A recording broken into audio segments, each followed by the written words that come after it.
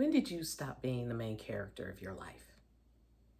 Most of us, if we are honest with ourselves, we can't really pinpoint when it happened, but we know when we're in the moment. It's when we pick up our phones, we start scrolling, we're flipping through, looking at other people live the life we wish we had. We think we wish we had it. But what we don't realize is that the more we're caught up in the scroll, looking at the highlights of people's lives that they're showing us, the smaller our worlds get. The one thing that I have to constantly remind myself is that I am always the main character in my life story. There has to be a villain, a few villains sometimes, but ultimately I'm the main character. I'm the one who gets to decide how I go about living my life. And what I find, because I get caught up in it just like everyone else, is that somebody has an amazing highlight reel of a trip that they took. And it's a trip that you've been thinking about taking, or it's something you've been planning to do at some point when things are right, when the money is right, when the time is right, and you don't do it. Here their stuff pops up in your feed, and now here you are thinking, see, I'm just boring. You're not boring. What a lot of people don't show you is the messy middle. They don't show you the mistakes. They don't show you that they slid down the side of that mountain before they got to the bottom where the waterfall is, and they're going like, oh my God, look, oh, isn't this beautiful?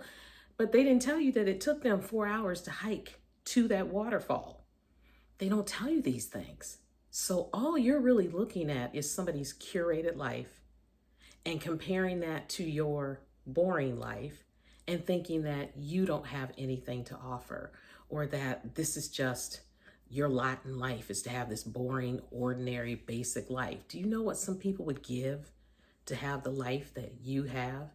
If you're at home with your family, raising your kids, raising your spouse, because some people be raising their spouses. If you're doing that, you may look at your life and think that it's boring. There's nothing for you to do. This is just how it's always going to be. Is that what you want for your main character life? Because your life is more than looking at somebody's Instagram highlights. Pay attention to what people's feeds really look like. Is it beautifully curated?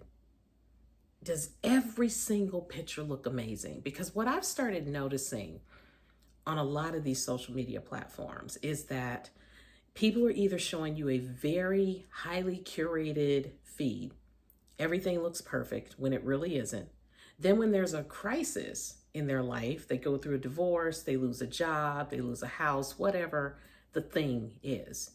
Now all of a sudden, they're trauma bonding with you over, look at how terrible these things are for me. By the way, would you buy my book, my course, my this, my that?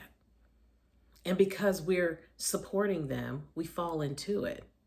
So now you're looking at them rebuild and transform their life into something different. And here you are thinking, man, I wish that I could do that too. Y'all, they showing you what they want you to see. And that isn't always real. And when you look at your life and what you have to offer, your life is real. Your life is not boring. You do have something to give, something to offer, a point of view, a perspective that does matter. Not only to yourself, because if you can't see yourself as the hero in your story, then how do you expect anybody else to see your value and your worth? Because you have to be worthy to yourself first. It's the one thing I always remind myself is that it's great to see what other people are doing, to be inspired by what they do. But if it makes you feel bad, is that really inspiration at all? I don't see that as inspiring. So once a quarter, at least once a quarter, I go through all of my social media platforms to look at who I'm following, and I start unfollowing people. I tend to unfollow most celebrities because if you want to talk about a curated feed, those are some people with some curated feeds. They literally never show you the messy middle.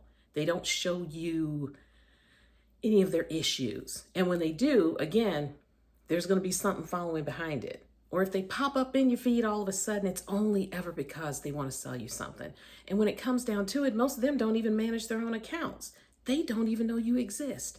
And here you are comparing yourself to somebody who doesn't even know you exist. So once a quarter, I go through and gut who I'm following. I ask myself, why am I following them? Do I still want to follow them?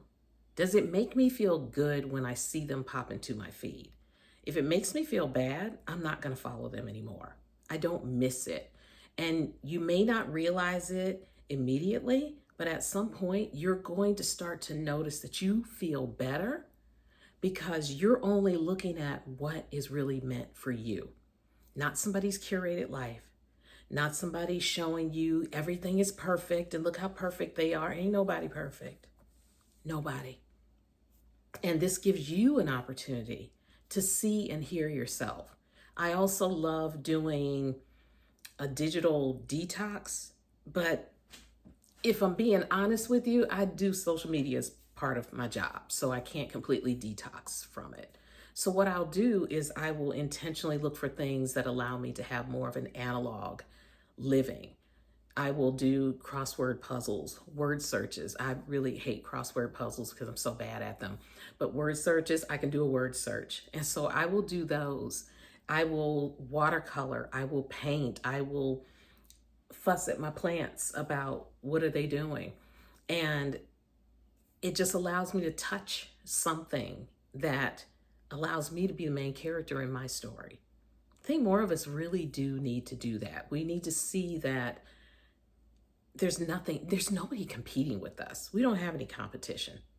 Compete with yourself to be your best version of yourself instead of trying to compete with somebody who doesn't even know you exist. You exist. Pay attention to you. Be the main character. I think it's time we reclaim our main character energy, our place in our life, top position, number one on the call sheet. It's time. So I want to know, what are you going to do this week to make sure that you're always staying in your main character energy? What are you going to do? Let me know in the comments. My name is Lucretia, for those of you who don't know. And thank you for joining me here on my channel. I'm enjoying doing these video essays and just talking through whatever pops up in my head, but also what you're telling me you want to discuss. And I hope you continue to stay on this journey with me.